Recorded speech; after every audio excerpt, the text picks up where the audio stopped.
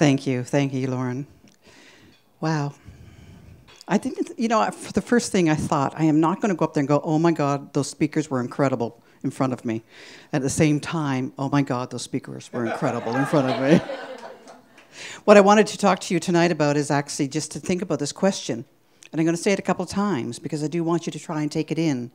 What would you do if you weren't afraid? Think about that.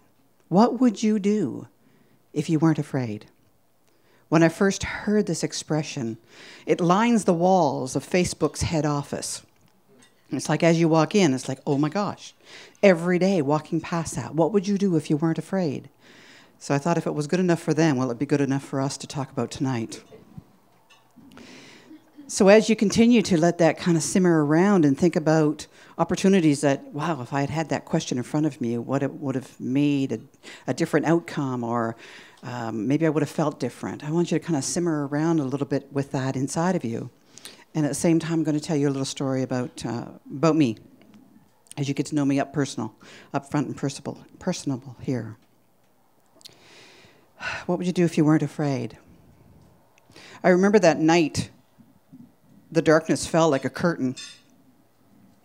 What was once these wonderful woods that I was in became like a wall of foreboding darkness and eerie sounds that only a nighttime can have when it's black dark out. I was standing there, I remember that, and I was with a girlfriend. And all of a sudden, I was struck from behind and hit and thrown to the ground. Hands traveled up and down my body in places and touched me in places that I had never even put my hands. And I was terrified. There was no two ways about it. I was alone. I was terrified. Somehow I was separated from my best friend. And in that moment, I thought I've got to jump up. So I jumped up. I ran. I was caught again, and it started all over. I was 14 years old. And if anybody's been around Barrie for any length of time, this is Bell's Woods, which is now Bell's Farm Road. But at that time, it was a big forest. But you have to be around for a long time to know this. One would think at this point in the story that I would have gone home and told an adult, certainly my parents. I didn't. I was much too ashamed. I was way too afraid because I knew those boys. So I stayed quiet. I realize now that as I think about that, I look around. I think all my life, going into leadership and so on and so forth, that this is part of my growth, to kind of come back to myself. So one of the things that got to be very important was to look around for something for myself, to fill up this emptiness. And of course, just when the student is ready, the teacher appears. And she did. So Dr. Brené Brown, I don't know if anyone is familiar with this lady. She's all over Oprah. She's all over everywhere right now. She's written 3 incredibly great books. The last one has been on the New York Stock Exchange. No, or it could be there too, because I know she's making all sorts of money. So, but we'll put her on the book list anyway. She'd love that. She'd be very happy with that. And she's also done 2 incredible TED Talks. And if you've not had that opportunity of seeing them or hearing ever about them, then please do go into it. She did one on shame. She thought, well, this would be great. There'd be maybe 500 people that'll really watch this, right? Out of Houston, where she's from. And she really had no contingency plan for 4 million that have watched that. Now, a whole lot more, because she did it in 2010. And ultimately, when she did receive such grief in many ways from people saying, I can't believe you told everybody you had a breakdown. She says, it was a spiritual awakening, not a breakdown. But she did then her one on vulnerability. And she wrote her last book, which is called Daring Greatly. So she shows up, and when the student is ready, the teacher appears, and she did. So for me, I got so excited that I started to realize that I really, really wanted, I became a fan, of course, and I talked to all my clients about it and everybody else and all my girlfriends, and they're really tired of hearing me talk about her. But I realized that I wanted to take some of her training. So this June, as a matter of fact, I'm heading to San Antonio, and I'm so excited to be taking training with her to become a certified connections counselor. And God only knows what that means. But anyway, I'm excited. So I ordered the syllabus. Wow, syllabuses, wow. I'm not used to even that. I open up the very front page, and there she is saying, you cannot do this work with others until you have done it yourself. So I became a seeker of shame in my own life. The first thing I did is I hired an amazing therapist. And I was talking to him and saying, here's one of the things that I don't quite get. I don't quite get the fact that I used to live in Midhurst, and I was out always in the woods with my dogs, and it was just joyful and happy times. And I spent so much time in those areas, and I loved it. I was so comfortable. But nowadays, if a girlfriend says, hey, let's go for a walk, they're going, oh my God, we're going for a walk with Kathy. And it's really, so they're all sitting up here, and they're all going, oh yeah.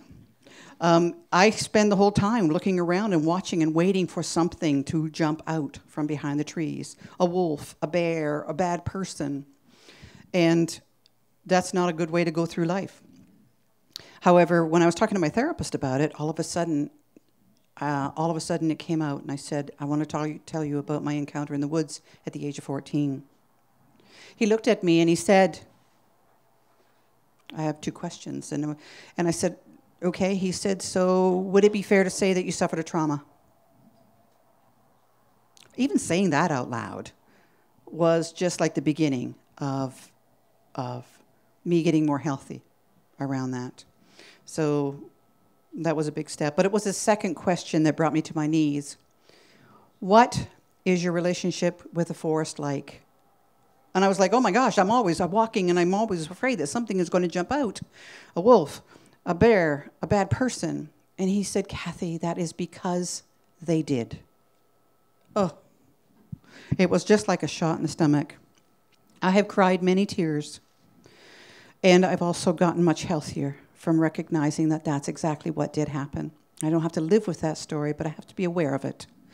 And that's so perfect, BJ. You talked about that. And yes, Ken, you talked about this as well. And yes, it is a theme and continues. So from that place forward, then I've been able to spend weeks trying to figure out what else got frozen in that moment in the forest. Yes, it was my fear of the forest. But yes, there was also, what about risk? 3 minutes? Also, it was my fear of the forest. It was my fear of taking risk, adventure. All of these things became really, really difficult.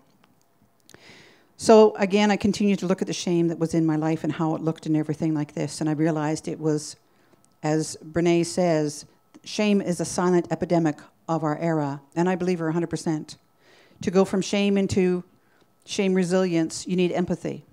Who in the crowd knows how to be empathetic to their friends? Great, that's most of the crowd. Who can be empathetic towards himself? Whoa, we have 1. 2, yahoo. So here's the thing. Again, it's a journey. We all know that it's a journey, and this journey is never ending. I don't believe that it is. And in this journey, I have discovered that everyone has shame. That it makes you feel very alone and not good enough. That it's equally available, in a bad way, in a workplace as much as it is to us as individuals.